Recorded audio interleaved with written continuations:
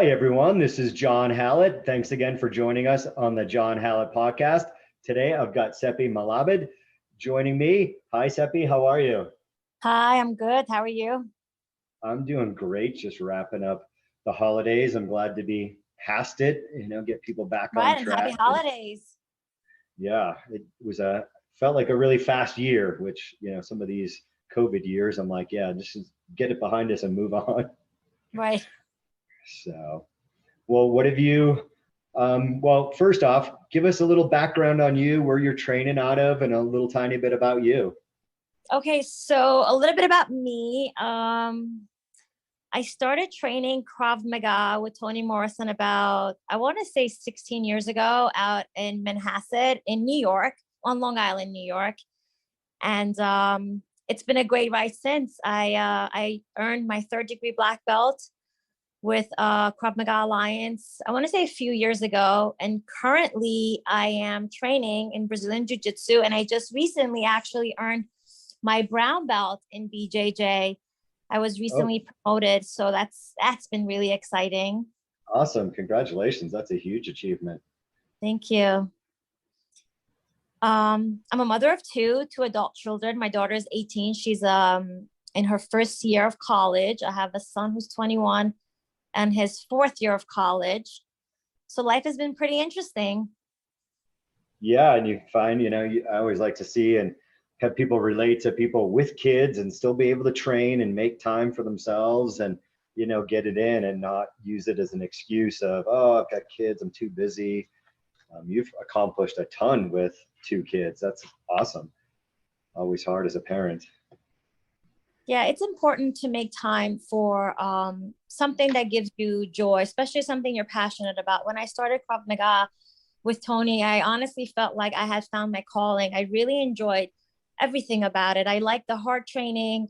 I enjoyed the community that training in martial art brings you. I have met my closest friends who I consider family. I've met through martial arts. I liked how it kept me physically fit. And he kept my mind clear. Like every time, life is life. You go through trials and tribulations. You have ups and downs. You face stress, and just the ups and downs. It helped me power through. It gave me an outlet, and it helped me cope with a lot of things in life. And I'm really thankful that it actually literally Krav Maga fell in my lap. I had no idea what it was. It literally, a friend of mine was like, hey, you know what? I signed up the kids for an intro to karate. Go and check it out. And I was like, okay, I'll take them. I think my son was 4 at the time, or 3.5. And I went and I met Toni, and he told me about Krav Maga. And I was like, ooh, what's that? And took a couple of classes. And I was like, I'm in, I'm hooked. Teach me, guide me. And that's it. That's awesome. How long did your son train? My son trained all the way through high school. When he went away to college, he stopped, but he still keeps martial arts in his life. Like he'll go to boxing classes, he'll train jujitsu in school. He joined like a BJJ club there. It becomes a lifestyle and it becomes a part of who you are. Yeah, that's awesome that he kept going that long. That's how I always find it hard for teenagers once they hit those teenage years to keep it going. It gets so hard and difficult for them to make it through. That's awesome that he made it all the way through and is kept going. That's awesome. Yeah, I think with teenagers, when they do go away to college or high school, it becomes harder for them to stay consistent, but they always find a way back to find their way back into training. Because I think it has helped them, even with kids, it has helped them de-stress or make them feel good about themselves. So they know that they could always do what they got to do. And if they need to come back to martial arts and train a little bit or find a way to do it a little bit here and a little bit there and still keep it relevant in their life and keep it as a part of who they are. Yeah, it's awesome to see. Did your daughter ever get into it or? Okay, so my daughter, I tried very, very hard. I really wanted her to at least be a blue belt in BJJ, or at least like a level 1 or a level 2 belt in Krav Maga was not her thing. I often joke about her, and I was like, how are you my daughter? Because she's very much into, mom, I don't want to cut my nails. I don't want to sweat. I want to do cheerleading. But I had to let her do her thing. I didn't want to like turn her off from training altogether. So I didn't push it as much as I did with my son. But I'm hoping that when she comes back, she'll start training and learn Krav Maga, because it's extremely vital for especially young females. Yeah, I But agree. she does have a background, because she did train with me a lot, and all the women's self-defense seminars I taught, she was my partner. She was my the person who I demoed on. She was the person I called on to make the demonstration. So she does have a background in understanding how to be like having situational awareness. Like she's street smart. She just needs to like learn the physical part of it. Yeah, it is. That's so important. I feel the same way with my daughter, that she trained for a bit as a little kid, and then, got into other things and horseback riding, and, the time commitment. And it's so difficult of, trying to not push them and not push them away. And, I'm just glad she, works out, and kind of that whole lead by example, hopefully, it falls in, as an instructor. I think it's so easy to push your kid too far, and then they don't want to do it at all because they rebelled so much. So especially in the teenage years. Yes, exactly. That was like my biggest fear. I'm going to turn her off from the whole, even like the idea of wanting to train one day. So I just had to give her space in that. Yeah. Tell me a little bit about how you got started instructing. Okay, so I actually asked Tony. I was like, hey, I really like Krav Maga. I love being at the school. I love being involved. I love meeting everybody. I love the kids who train here. I love what you guys do. What you guys offer it literally changed my life, because when I started in traditional martial arts when my husband and I lived in Maryland, and it literally changed who I was as a human being. It changed the way I look at the world. It changed the way I communicate with people. And it had such a positive impact in my life. And I wanted to share that with others. So I asked Tony, I said, hey, you know what? If you're willing to teach me, if you're willing to take me under your wing, this is something that I really, really want to do. And he's like, sure, show up at 10 a.m. every Thursday. I'm going to teach you how to teach, and we'll take it from there. And I did that, and he taught me everything I know. And then I started slowly but surely, like shadowing him in classes, and then maybe running a couple of drills, just getting my feet wet, getting my confidence in. And that's how it started. And then one day he's like, okay, Sepi, you're running classes. I am going to California to train. I was like, oh my gosh, I got to teach all these men, being like, I'm 5'1.5". I weigh like 115 pounds. I'm like, I'm this tiny little female trying to teach all these big ass men that come into the academy. They want to learn self-defense. How am I going to earn their respect, in the self-defense world? Because it is a big part as a female trying to teach. That is like a big obstacle to overcome.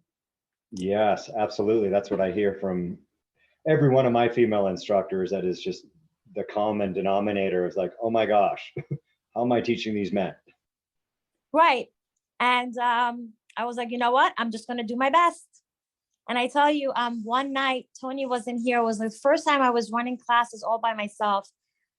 And this guy walks in the door for a trial class, John. And he's like 6'3". He was like over 200 pounds, like a big, humongous dude walking into the school asking for self-defense classes. And at that point, I was like a newbie instructor. I look at him and I'm like, oh my God, this guy's going to look at me and laugh, say, how is this tiny little thing going to teach me how to defend myself? And he's going to leave and he's not going to sign up. And that was like, it was such a big fear for me. But I told myself, I'm like, I am going to kick his ass and he's going to respect me and he's going to sign up.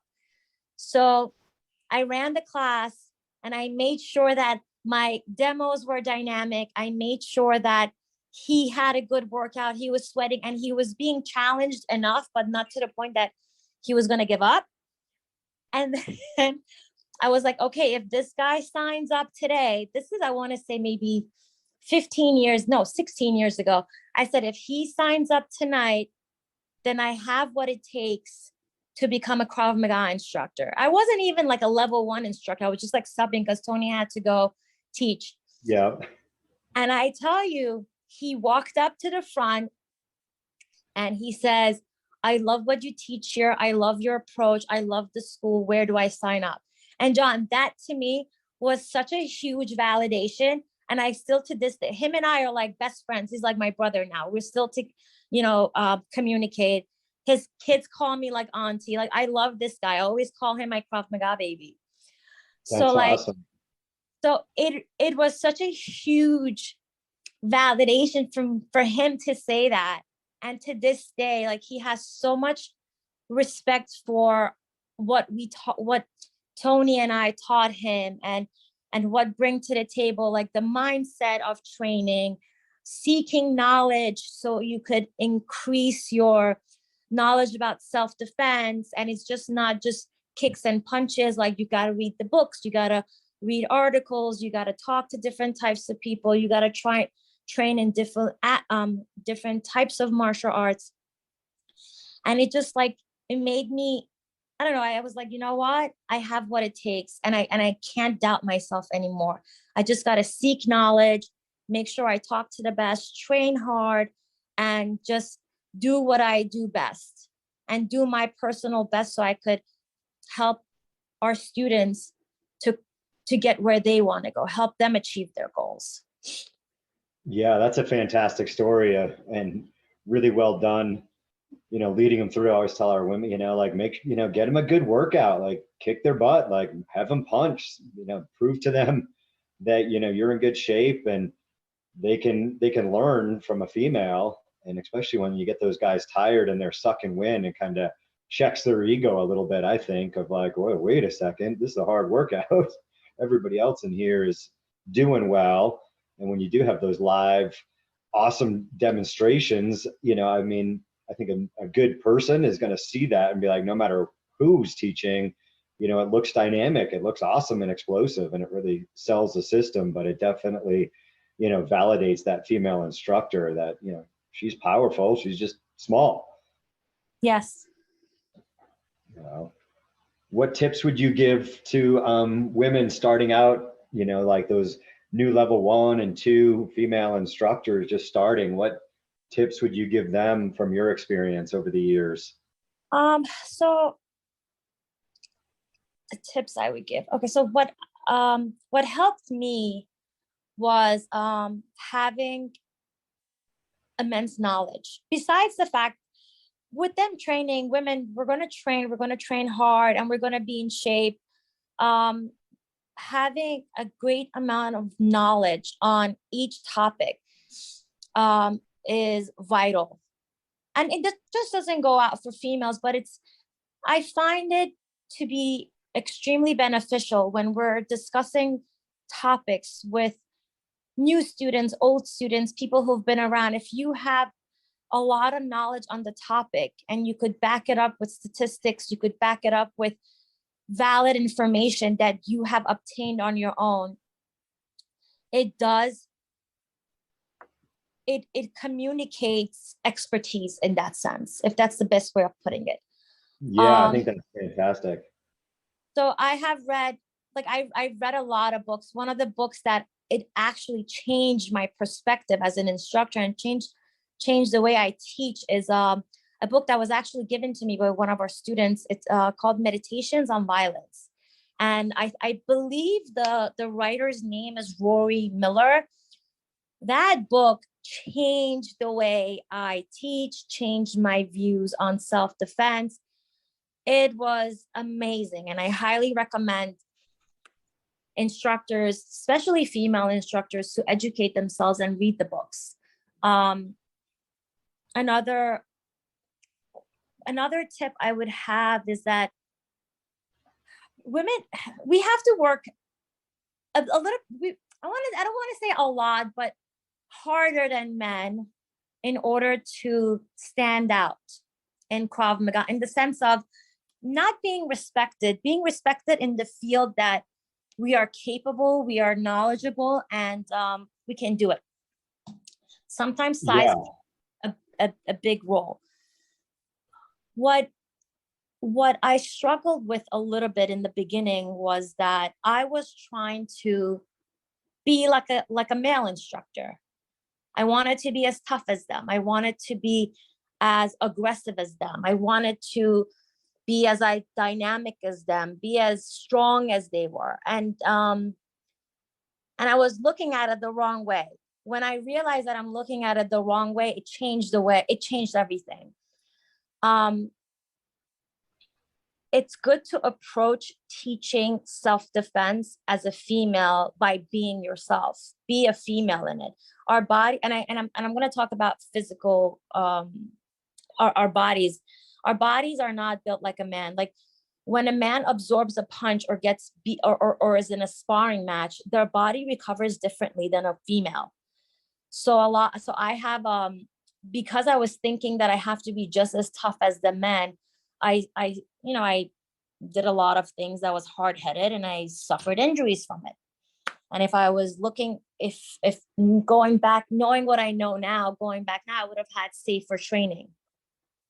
So for a female, it is important to understand that it's okay to work through fatigue, but it's definitely not okay to work through pain.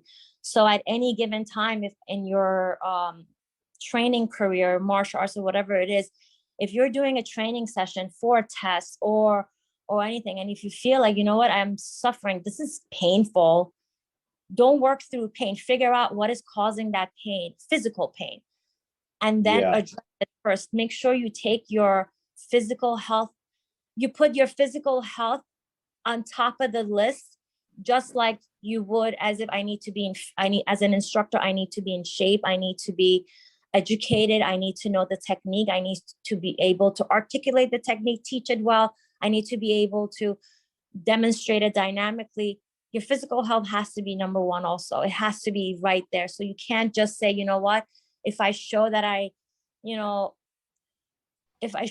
broke my clavicle, that's something that happened to him, but I wouldn't discuss it during training, because I was like, if I show them that I got hurt, then they'll just treat me like a weak link, and they'll look like I'm a weak one, and won't treat me the same. I won't be looked at as equal. And that's like the wrong way of looking at things. I'm sorry if I'm like rambling about this topic. No, I think it's really good. I think it's good information. I mean, I feel the same way the older I get, like even as a male, I'm like, you train through those injuries. It's not great for your longevity as a martial artist when you just push through those injuries. Sometimes you got to, check that ego and take a break instead of working through those physical pain. I mean, there's a time and place for it, but a lot of times it makes more sense just to back off so you recover, don't hurt yourself more. I think it's fantastic advice. Yeah. And I think that I really do think we need a lot more females in the field. I know it's not easy. I know it's very difficult. And I know that sometimes we get in our own head, because I do get in my own head a lot. But, we have different ways of looking at things. We have different approaches when it comes to teaching. And we could get the same results with different approaches. And I think that women need to look at their strength and their reason on how they could get their students to achieve their goals, that it doesn't have to necessarily be a way you would do it, John, or another male instructor could do it, you know? So it's like, we can't compare ourselves to men instructors, and we cannot, our goal should not be to be the mass male instructor. Like, I cannot say, you know what, my goal is to be John Whitman. You know, like, I can't, like, I want to teach like him. I want to articulate. You were saying comparing yourself to other male instructors and not doing it that way and finding your own way. Yes. Like, add your spices to teaching. It doesn't have to be textbook. The way you communicate martial arts to your students it doesn't have to be like the way you do it, or the way Tony does it, or the way John Whitman does it, or the way Casey Boyer does it. Everybody brings their own personality, their own specialties, and their own way. And that's what makes martial arts so incredibly fun, because you do get to train with different types of personalities, you know? Yeah, I think that's always, I always say that, you know, it's fantastic to get exposure to different instructors, and even just, you know, at your own gym, just having different people communicate it a different way. And, you know, I always think women learn and pick things up faster than males, because they don't have this preconceived, I know how to throw a punch. I always feel like boys from, you know, age 4 think they know how to throw a punch when you ask them in little kids class. And, you know, the time they get to their 20s, never mind teens, you know, they think they have, you know, how to punch. And I always tell our students, our women learn how to, you know, do Krav Maga faster in general than the males, because they're not, you know, in their own head, they're paying more attention on how to throw a punch. I literally tell guys, I'm like, I'm going to video you. You're paying me on how to throw a punch, and you're not listening. You're just doing it your way, and it's not the right way. Yes. I think we follow instructions better. I think it's like that textbook, you know, getting that furniture from IKEA and you have to like put it together. Like, women will sit there, read the step-by-step instructions and try to like follow the pictures and everything. And then what a guy is like, okay, I got to figure this out. How am I going to, without reading the instructions? So there's a little bit of that in learning. Yeah, absolutely. I think women are fantastic students. They always pay more attention. They tend to ask more questions, where the guy, you know, won't check their own ego, and the females will ask the questions. And I can see the expression on the male's face of like, oh, that's good. Yeah, I was thinking the same thing, but, you know, was afraid to ask the question. I mean, I think having female instructors, female students always round out the class, because so many times the guys won't answer, you know, ask questions. Right. I just wish, like, my goal as a female Krav Maga instructor, John, when I first started teaching, I actually created an all women's Krav Maga class at Tony's gym. That those were like my babies. I was like teaching them every Tuesday, Thursday, and we had a really, really good group going. But what made me sad, what made me very sad, was that a lot of women just don't want to do it. They don't want to train self-defense. They have a hard time accepting that there are individuals out there in the world who are just, their brain is wired to do sinister things and just like be harmful to other people. And it was very hard for them to even theoretically imagine that where we live, like our neighborhood, like I live in Great Neck on Long Island. It's a very nice neighborhood that people thought like bad things never happen here. It's their mindset that even for a second, if they had to think about something bad happening, like they couldn't handle it. And it was just so scary for them that a lot of women, and the ones that I have met over the past, during the time that I've been an instructor, that when we start talking about like the dark topics and the hard topics and why they need to learn self-defense, they tend to run away from it a little bit. They get a little bit they get emotionally overwhelmed and they run away from it. And that's been one of the biggest obstacles like I've had in wanting to get a lot more women involved in self-defense or even like just training. And it makes me incredibly sad to say. I just wish a lot more women train, but the ones that do stay, John, those are like some tough, fierce women, because they just don't quit. You throw them in the gauntlet, you throw them in the Shark Tank, and they'll fight their way out. My goal is to get every woman that walks in the door, even if they don't even know what self-defense is, even if they think Krav Maga is a fitness program, is to develop that on no quit mindset and fighting through fear and adversity and just overcome that initial freeze or that awful feeling you get when you think about bad things in life, evil individuals.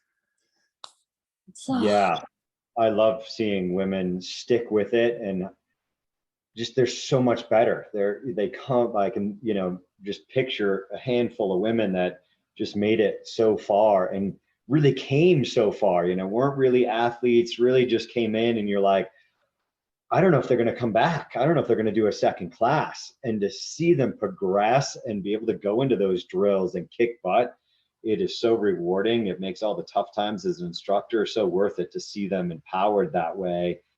It just makes my day. It's amazing. Yes. It's very rewarding as an instructor when you see that. Very rewarding. Especially when a lot of times, like, they'll tell you their history and the reason behind why they showed up to class. And when you see them like crush their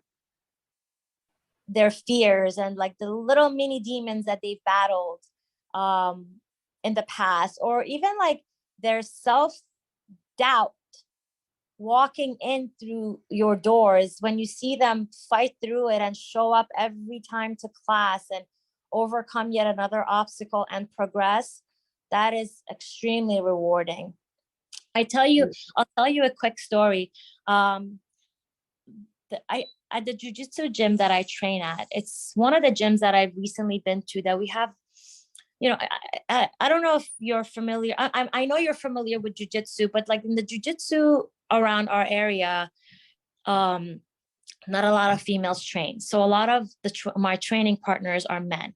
So in order to train with other women, like the females have to travel to different gyms and they'll do open mat for women, and they try to like invite all the girls from the jiu-jitsu academies to all meet up in one place and train together. But the gym that I'm at right now, thankfully, we have a large female community, and they're all like petite females my size. I mean, I'm being selfish here. Like, they're all my size. They're purple belts, advanced belts. So we train very well together and we get along. One of the gentlemen that trains there, he actually reached out to me privately. He's like, hey, I want to get my wife and my daughters into self-defense. I was wondering if you could do private lessons with them for Krav Maga. I said, sure, no problem. And I met his wife at a holiday gala we had a couple weeks ago.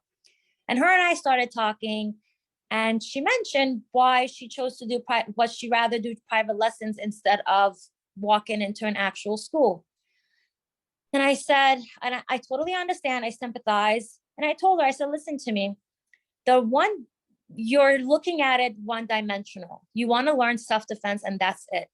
But if you do one-on-one sessions, you'll miss out so much. There's so much more to training martial arts than it is just learning the physical lessons. First of all, you cheat yourself from having to overcome the fear of walking into an unknown territory and trying something that you're going to suck at in front of other people.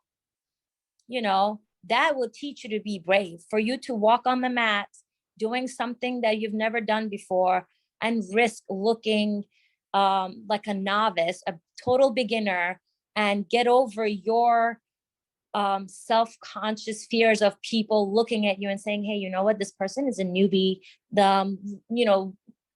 failing in front of others. That is a huge part of your journey.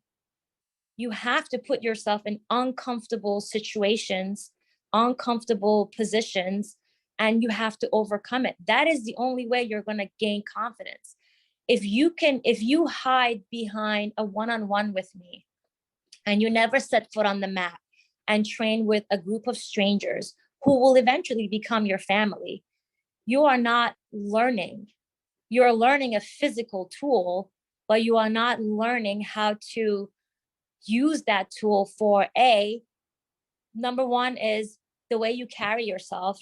Because you put yourself in uncomfortable situations with strangers or in a environment that you're unfamiliar with, you gain a certain level of confidence. You say, hey, you know what? I put myself out there. I made it through. I can do this. That's a huge accomplishment right there. And then I said, and that makes a big difference. And I said, then you miss out on making friendships that will last you a long lifetime with people who are like-minded, women who are mothers, who do have jobs, 9-to-5 jobs, who are running a career, managing a household, managing a husband, managing children, sick days, days off from school, and yet they still make time to train. You're robbing yourself of that. And I told her, I said, I'm very happy to do a one-on-one with you for a couple of sessions, but the goal eventually has to be you getting into a classroom and training with others. And John, this made me very happy because last week she texted me. She said, I thought about what you said. I'm going to come train jujitsu with you guys on Saturday. And she did. She took a fundamentals class. And I don't know if you've ever walked into a random jujitsu school where there's like high belts, like rolling. People are sweaty. People are grunting. You're on top of each other. It is not. It takes a lot of balls for you to like literally walk in, never have done martial arts in your life. Your first day, you're like a brand new student, martial arts student, blank slate. She walked in with the confidence and she took the class and she signed up. And I was like, wow, that is so empowering to see her do it because it's not easy. And she sent a message later on. She's like, what you told me had such a huge impact on my life. And I'm thankful for your honest opinion. So I think that the little steps women take in training and putting themselves in uncomfortable situations goes such a long way. And training in self-defense or any martial art is not just learning the physical technique. There's so much that come with it. Yeah, there's so much. It's incredible. I just wish that, I could get all the women to do it. Yeah, that'd be fantastic. I want to take a quick break for a word from our sponsors. We'll be right back. Self-defense is the greatest tool you have to preserve life, mostly yours. So when situations pop up and you need to take safety into your own hands, Rocky Mountain Self-Defense and Fitness is here to help you train in life-saving techniques to make sure that you go home safe. So to learn more, go to rmsdf.com. That's rmsdf.com to sign up for a trial class to start your training today. Remember, you fight like you train, so train hard, train smart, and train with Rocky Mountain Self-Defense and Fitness today. Think we could improve that. I'm always like, how do we get more women in? My first gym on Nantucket Island was like 70 to 80% female. And since moving to Colorado, I guess it's been almost 17 years now, it's been the complete opposite. It's, if we have 20% female in the gym training Krav Maga, we'd be doing something. And we've been really trying to push it. We've got 3 newer women instructors, navigating. That's why I thought it'd be great to have you on. Their roles as instructors, and how do we get more students in? How do we convince more women that, they're going to get a good workout, but they're going to learn such a valuable skill that maybe it's better than doing, whatever workout that's out there that people are getting into. I think with women, are we on record or off record now? It's recording, so. Oh, okay. I think with women at first, I don't want to use the term baby them. Like it has to be like a soft entry into Krav Maga, only because Krav Maga is so physically demanding and mentally demanding.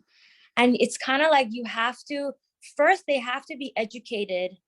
Like they have to literally sit in a classroom and have to be educated on what Krav Maga is and what it covers throughout their Krav Maga training, right? And it has to be broken down. Like women need to know step by step what is going to happen. Like for me, I need to like mentally prepare for everything. And a lot of times, like lecturing women on self-defense goes a long way, because then they'll take the information in, think about it, process it, compartmentalize it, and they say, you know what? Okay, this is what self-defense is. This is what the reality of the world is. This is what Krav Maga offers me. These are the benefits I'm going to get from them. And take it from there. It has to be a lot of verbal communication with women, because women, we are more emotional in the sense that we take everything to heart. And like if I see an attack on the street, I feel it. Like I feel it in my heart. I feel their pain. I feel their struggle. And it takes an emotional toll on me. Sometimes for my husband, when he looks at it, it looks like a physical altercation. And for him, that's that. And I think it stems from, I don't know if you or your listeners are fans of Jordan Peterson, despite of a lot of the things that he says. There's some things that I have read in his books, and there's some things that he has said in some of his podcasts and discussions online that it resonates with me. And one of them was like, women care about people, and men care about things. So if a woman sees somebody struggle, they feel for them and they internalize that pain. So I feel like with women and the approach to self-defense, knowing an individual can cause them harm or somebody they love harm is emotionally overwhelming. And sometimes that feeling of overwhelm, that overwhelmed feeling can turn them away from training.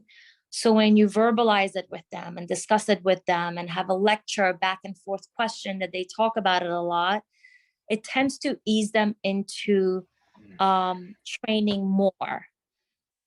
And also another thing that I've been thinking about this over the past few months. Like, I know when we take the approach for Krav Maga, we say, oh yeah, Krav Maga, you don't have to be a lifelong martial artist. It's easy to learn. And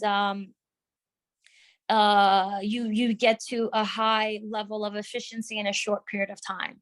That is true.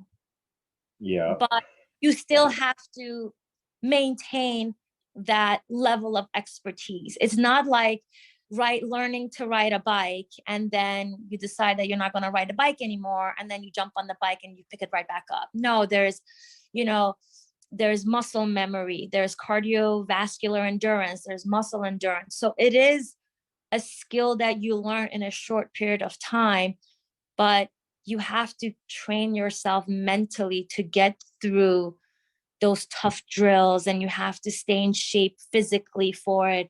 And you got to continue practicing so you are sharp, and you constantly have to educate yourself on self-defense, whether it's technical self-defense, whether it's how you could defend yourself legally, but that's like a whole different podcast. Yeah. But I think lately women have been marketed, and it's kind of like they're tired of it and they don't want to hear it anymore. So it just has become like white noise to them. It's like, oh, women's self-defense seminar, 6 weeks promotion, learn how to defend yourself within 3 weeks. And I think when they listen to that stuff, they feel like, okay, I'm going to go to a self-defense class. I'm going to take one class and I'm going to learn and I'm done. And then I think they're totally numb to the whole idea of wanting to even take a self-defense class. Because I it's been think that's so true. so it's kind of like insulting. It's to the point that it's insulting.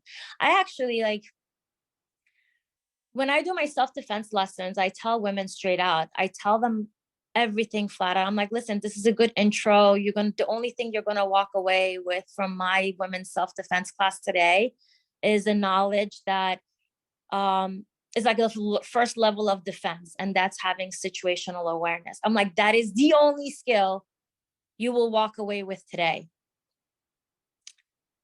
The physical. Yeah, true. So I think we need to find a different approach into getting women in and keeping them. Yeah. I mean, they're so conditioned to what I call the feel good self-defense. I did, this course, and now I got that checkbox, especially girls going to college. So I'm like, we're not a checkbox. Like you're going to learn a tiny bit here. And yeah, Krav Maga is very effective, but you've got to train it. I mean, what are you good at athletically that you do for 3 or 4 hours? I mean, you're going to stink at tennis or, volleyball, you name it. What real skill do you pick up in 3 hours on anything, let alone something that, is so important as when you need that self-defense skill in a violent situation, you need it right then and there. 3 hours of training is, nothing. Exactly. You're 100% right. It has become like a feel good checkbox that they check off. Okay, this is something I needed to do. It's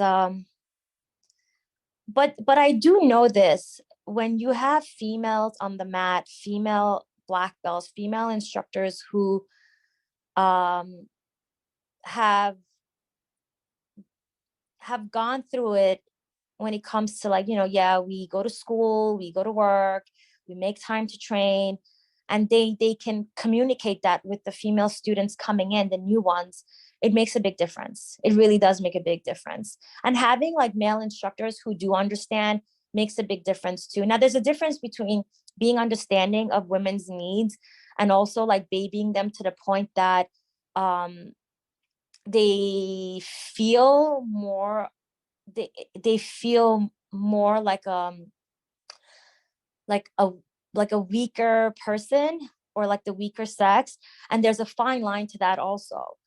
Like a lot of times, I mean, I'm so lucky. Like the people I've always trained with, I've trained literally with the best. And a lot of times I ask myself, is that by chance or is it by choice? And I realized that a lot of times, like I've been in schools that I didn't feel like the male instructors understood what was needed by the lone female student to be successful in her goals and do what she needs to do in order to achieve. Like they were not that they were insensitive to it, they were just unaware of it. And I have left, and I put myself in position to say, hey, you know what?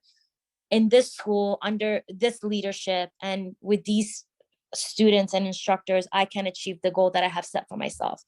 And it's important as male instructors to push the women or female students to the point that you push them, you get them to come out of their comfort zone and safely guide them to overcome their safely overcome the boundaries that they have set for, like not the boundaries, the restrictions they have set for themselves. Yeah. Or believe like what they in their mind, what they think that they cannot achieve, Yeah,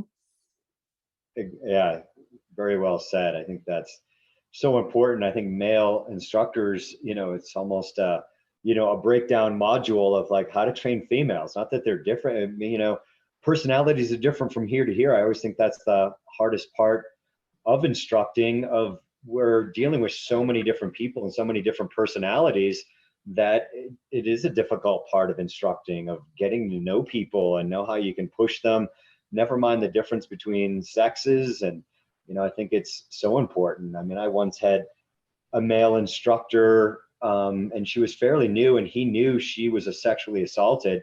He put her into bull in the ring, shark bait drill with a bunch of aggressive males, and she just broke down. And I was like, what were you thinking?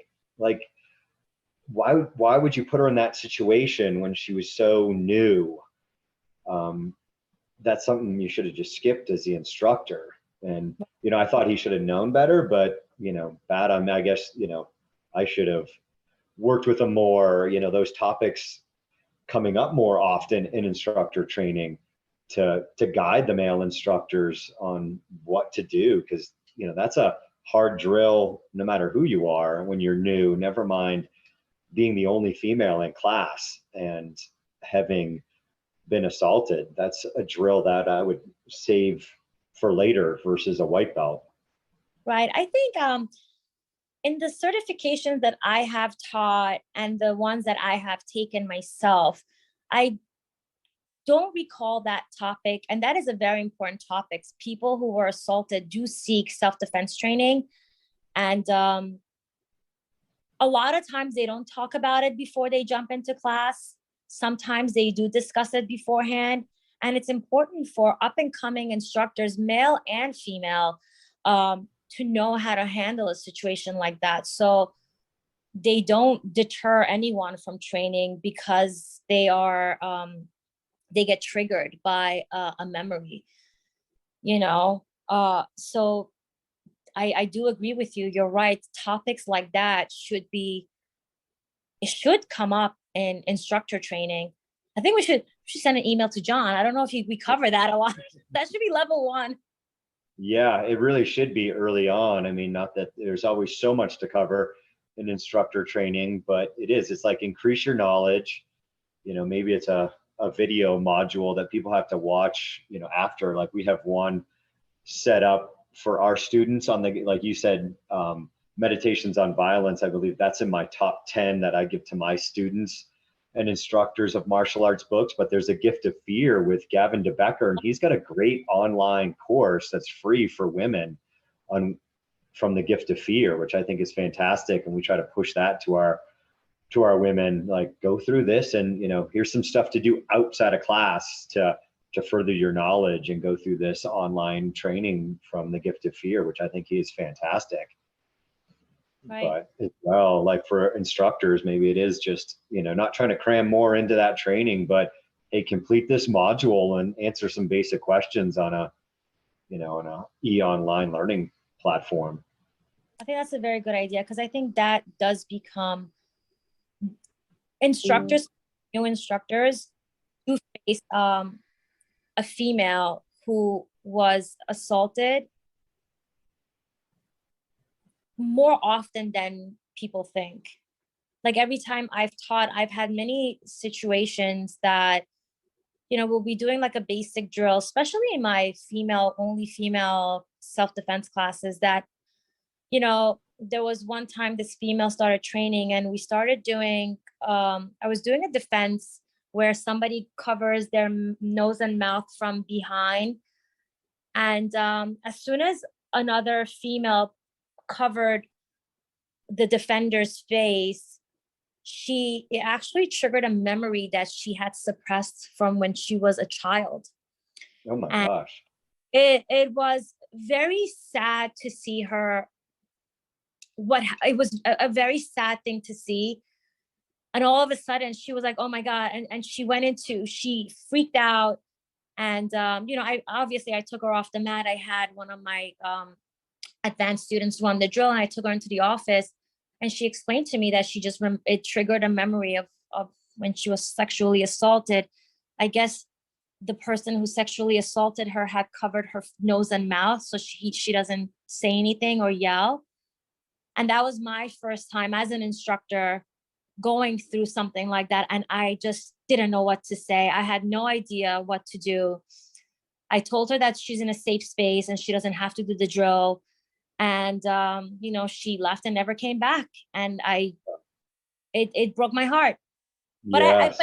but it wasn't something that was known to me. I didn't know.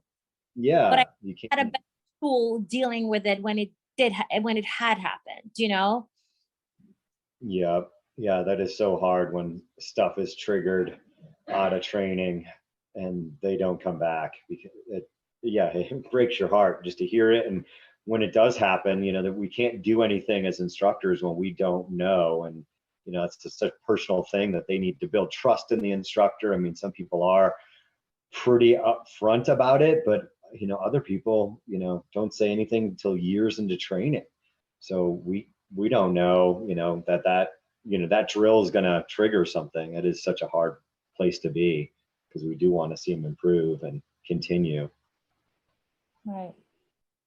Yes. And I think that going back to how can we get more women to take martial arts, I think it's like you said, creating a safe environment for them where the instructors are aware of, you know, every woman has a different personality. Everybody has a different history. They have different reasons for training.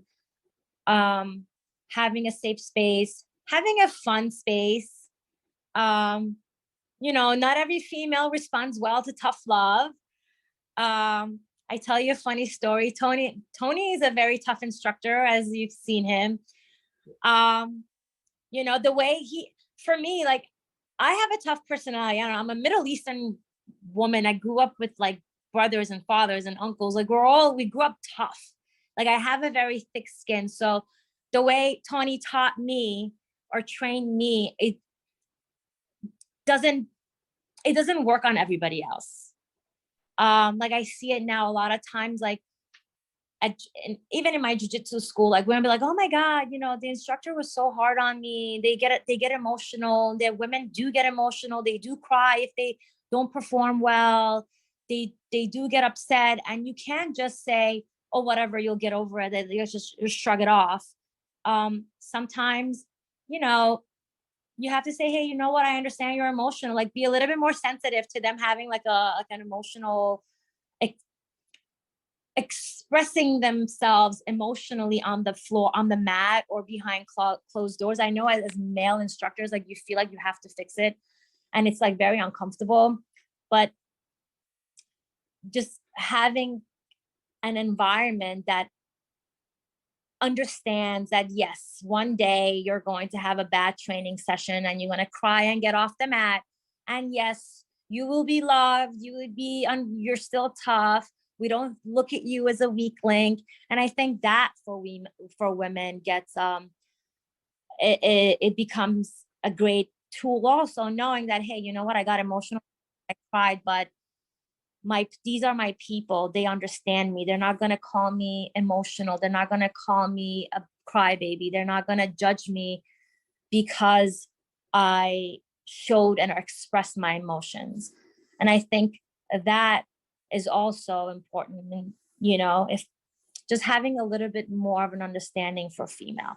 I'm not saying just like, I'm not calling us like super emotional human beings that constantly have meltdowns and cry and we need to be baby. Like, I hope I'm not communicating that. No, you're not. because you know, I'm just saying that it is a part of it. And it like, for me, I struggled with it sometimes throughout my trainings. Like, I always felt like I had to put on a tough face. Like, even nowadays, I struggle with it sometimes. Like, I remember during my, I think it was my 2nd degree black belt test, we were doing sparring and John's like, no takedowns. And I guess there was a group of people who didn't speak English very well. One of them, honestly, he looked like an alien he was like 6 feet tall, giant alien from Japan. And he didn't speak English. And John has said, no takedowns. And he took me down and actually seriously injured my knee. And I was afraid to show that I was hurt. I was afraid to, I was emotional. I wanted to cry. So I ran and I hid I ran upstairs. I remember the old Alliance where I went upstairs to the girls' bathroom. I went upstairs and I started crying because I didn't want to show that I was injured, and I was upset that this guy injured me. And Tony walks up and he's like, "What's wrong with you?" I'm like, "Oh my God." I just like lost it. I started wailing. And he was like, "It's okay, Sepi, gather yourself. You have the right to be upset. Collect yourself. If you feel like you could get back in there, get back in there. If not, we'll do this another time." And, and Dad really, really helped me, that he was able to be sensitive at that time and understood that I wasn't like a punk, and I actually was valid the way I was feeling. So. No, I think that's so true. And I have a funny story. I mean, of a woman, we were doing side control and I told her to be heavy, and she interpreted it as I was calling her heavy. And she, and she, evidently she was pretty mad, and probably, I mean, I hope she didn't go home and cry, but she did come back to me a while later and said, "I can't believe you said I was heavy." And I'm like, "No, when are you talking about?" She's like, "We're doing side control. You told me to be heavy, or I was heavy." And I said, "No, you be heavy on them. You're being too light. You got to control them." But she took it as I was calling her fat. And I was like, "Oh my gosh." Like, no, it was just about the technique. You got to be heavy on them. I wasn't calling you heavy or saying you were too heavy. I think she was taking it like, I think the other person was just trying to, escape side control. And she, was saying that she was too heavy on her for some reason or something, and she was too big for her partner or something. I'm like, oh my gosh, I am so glad you came to me, because that's not what I was saying to you. But, in that moment, she took it that way. And it was probably, she was, she said she was pretty upset at me. I'm mad at me as an instructor. Like, I'll be mean in other ways, but I would never call somebody heavy or fat in that way. So but it is. But it looks like that you're doing something right, because she did feel comfortable enough to come and communicate it with you. Yeah, and that she'd come back. Yeah, that's true. That's wonderful that she felt comfortable telling you that. Yeah. Well, I wanted to ask you, I know we're getting close to an hour here, if you had any thoughts on women and weapons, or, the almighty I carry pepper spray in self-defense. What are your feelings on those as a female instructor? Okay. I like them. Okay. So I've been asked this question a lot in the past few months. Regarding pepper spray, I like the idea of carrying pepper spray. As long as the individual understands what happens to them and the other person. Pepper spray is not the end all be all. It could buy you some time, but you have to have a plan as to what you're going to do with the time you're buying yourself. So if you're going to pepper spray the bad guy or the assailant or the perp, what's next? What are you going to do? Are you going to fight back? And if so, are you skilled to fight back? Do you have the physical faculties? Do you have the mental faculties? Do you have the tactical experience? That's something that women need to consider with pepper spray. When it comes to other weapons, like, for example, I know a lot of people carry like a knife in their pocket, women. I don't know if I'm a fan of that, only because having a pocket knife, it is such a close range weapon that so many things have had to have gone wrong in order for you to be in that situation. With that being said, it still is a good tool to have. It can help you. However, or that being said, what is the next step that you're willing to take with the weapon? Are you capable of using it? Are you capable of defending it? And we talk about self-defense a lot of times, like we, especially with the Krav Maga Alliance, we work from a position of disadvantage. So we talk about the worst possible case scenario. And oftentimes I feel like the self-defense timeline is overlooked. And that is so vital to learning how to defend yourself. This is why when you asked me about how do we get more women involved in self-defense, I went on a discussion about having a lecture. Like, in order for someone to get so close to you, they're physically that you have to resort to physical self-defense, or even deploy a weapon, grab a knife and pull it out. They have had to have crossed so many boundaries. Whether you, and this is not the victim's fault at all. Sometimes you do everything right, it just gets there. It just gets there because someone is completely 100% committed to causing someone harm or doing what they got to do that day. The timeline is important. Situational awareness, verbal boundaries, removing yourself from I call it spidey senses. So if something doesn't feel right, it's not right. And you don't want to find out if you're right or wrong. Like, who gives a shit? If you walk into an elevator, the people are making you uncomfortable, don't feel embarrassed about walking out or hurting their feelings. A good person or bad person would be offended. So F the bad person. And later on, you could apologize if you offended anybody. But when you're safe, So that's my biggest issue when it comes with to a knife.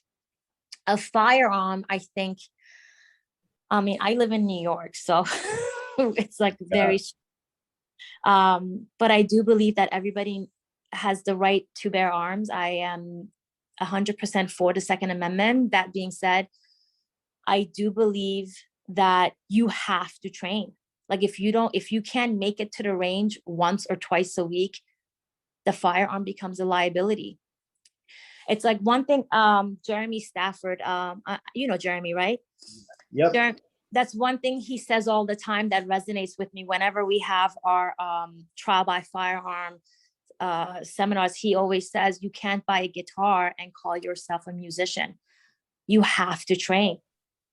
And that's the one thing that when it comes to firearms, I say, hey, you know what? Yes, it's a great tool. If you could carry it outside of your house, that's wonderful, but go train, go do tactical courses, go do home invasion scenarios, read up on legalities of the laws. How are you going to protect yourself legally afterwards? Understand the legal ramifications, the psychological ramifications of using deadly force, like a firearm or a knife or even a baseball bat.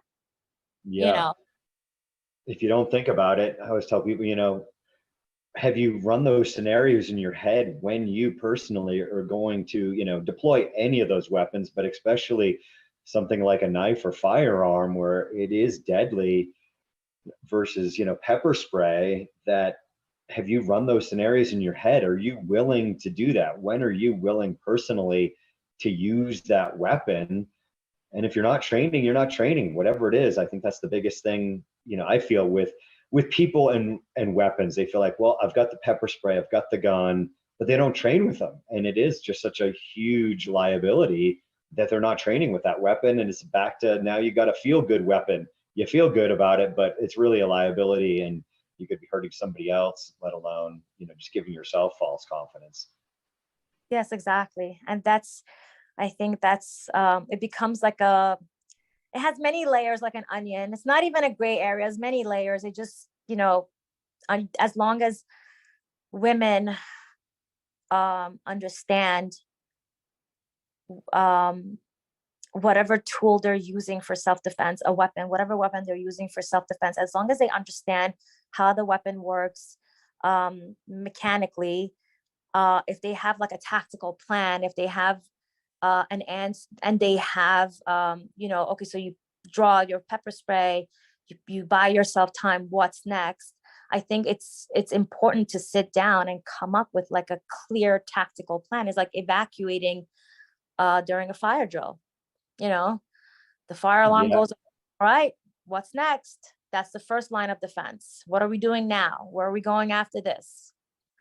So I think having a clear plan is vital. It's extremely vital. And, taking the steps to minimize getting in a self-defense situation. Like, I mean, my approach to women's self-defense is that self-defense is not magic. It gives everybody a fighting chance. That's it. What it gives you is a fighting chance. And the goal of self-defense is to minimize damage. So if you're in a self-defense situation, male or female, you either walk home with a broken arm, or God forbid, you die. You walk away with like broken teeth or rape. So when we talk about stuff like that with women, it's a little bit overwhelming and it's very dark. So I actually pre-frame them before I say stuff like this. But they have to have a understanding and a clear plan when it comes to using weapons, is to minimize damage. They have to legally understand the ramifications of their actions also. I think that's one of the biggest things, especially living in New York. God forbid you defend yourself doing anything in New York. Like, you have no rights. So it's just a crazy state that we're in, that, from law enforcement to, the armed citizen, of trying to defend yourself against somebody trying to do you harm, that you have to worry so much about it. It's crazy to me. Yeah, you're right. I just feel like with anyone, if you train martial arts or don't train martial arts, whatever you want to do to defend yourself, if you're using any type of weapon, whether it's like an actual weapon or using your kicks and punches or using your words as a weapon to defend yourself, key is seeking knowledge. Just seek as much information as you can, whether it's physical, if it's talking to 20 different people, whether it's mental, whether it's information you read online, reading books, listening to podcasts, like watching, I want to say that documentaries online is there. We have like so much information at our fingertips. It's a shame not to utilize. Yeah, there's just so much out there. I'm just go back to when I started martial arts, and it was just like nothing. You're ordering VHS tapes off a Black Belt magazine. There's just so much out there now at our fingertips that you can use as a resource, as a student, as an instructor, to increase your knowledge, because knowledge is power. I think that's like back to GI Joe from 1980s, something exactly. Like that was the little tagline. Yeah, exactly. Knowledge is power, honestly. And I don't know. But taking all the overwhelming aspect, or like all the I want to call like the darkness of self-defense training, the dark reasons why you train self-defense, which is like people doing evil things. I think martial arts in general, I think everybody should do it because it's a wonderful freaking tool for life in anything. And it gives you such a wonderful community. I am so blessed with the friends I have, and I've met them all through martial arts. I live in I'm Middle East, I'm Persian. We have like a Persian community. I don't have connections with people I have grown up with who speak the same language as me, we have the same religion. Like I know her family, I know her, their entire a whole freaking bloodline. I don't have that kind of bond with them as I do with the people I've met through martial arts. I don't know what it is, but it's such a freaking amazing connection. That is if I have to say what was the best thing I ever got from martial arts, besides my self-confidence and physical fitness, I have to say is the relationships I've cultivated throughout the years. Like, I genuinely have people I call my brothers and my sisters, and we're not blood. And I am so grateful for it. And that is the beauty of walking into an academy or dojo and, being courageous and taking your class and sucking and being brave enough to suck at something new, that is one of the most beautiful benefits of martial arts training. And I wish that for everyone, I have to say. Yeah, I got to completely agree. Like the bonds you form in training with people are they just mean so much. They are like so much better than so many other things out there, you know, connections and that type of stuff. The friendship through training and through those hard times and suffering together are so amazing. And so, you know, it is just the best part of martial arts. So yes, that's fantastic. I think that's probably a great place to wrap up. It was absolutely fantastic having you on. I think it's great to have you share your perspective as a female instructor. I think our women here will definitely love to listen to it. And I think it'll be a great one to push out to other women instructors. I think it was fantastic. And I'd love to, you know, that hour, it's been an hour and 10 minutes just flew by. So I know you were nervous about being on, but I knew you were going to be fantastic once we started talking about self-defense and everything else. It was wonderful to have you on. I think you have a fantastic perspective and we can learn a lot from you. Thank you so much, John. I really appreciate you having me on. Thank you. Thank you. I'll talk to you soon. Talk to you soon. Have a wonderful day. Yeah, you too. Take care. Bye. Bye. All right, everybody. Thank you very much for listening to the John Hallett podcast. Once again, thank you for your time. Thanks for being a listener. Please share this out there. I think it's a fantastic episode with Sepi. I want to thank again our sponsors, RevGear.com, for all your martial arts and fighting needs. One of my favorite new products from RevGear is the S5 16-ounce fighting glove. Fantastic. It is superior to everything that they have made in the past. It's absolutely wonderful. If you want to save 10%, visit RevGear.com and use the promo code JHPodcast10 to save 10%. If you're in the Douglas County, Castle Rock area, visit Rocky Mountain Self-Defense and Fitness to save 15% off of any Rev Gear product. Come on in and we'd love to help you out with any of your Rev Gear product needs, from heavy bags to boxing gloves to MMA gloves. They've got fantastic products. I want to thank ClearSky-Online for all of your Krav Maga apparel, nutrition. We've got a fantastic nutrition line with Prestige Labs. That is going to save you right there. You don't even need a promo code on ClearSky, or if you click over from the nutrition to Prestige Labs, that savings is built right into those platforms, so you don't need a code there. If you're in the Douglas County area and would you like to learn women's self-defense, visit Rocky Mountain Self-Defense and Fitness. We'd love to have you in, rmsdf.com. We've got fantastic women's classes from the morning to evening. And then we have our co-ed program. We'd love to have you join us and we'd love to empower you with Krav Maga. Thanks, everyone. Be safe out there, train hard, and suck less. This has been John Hallett with the John Hallett Podcast.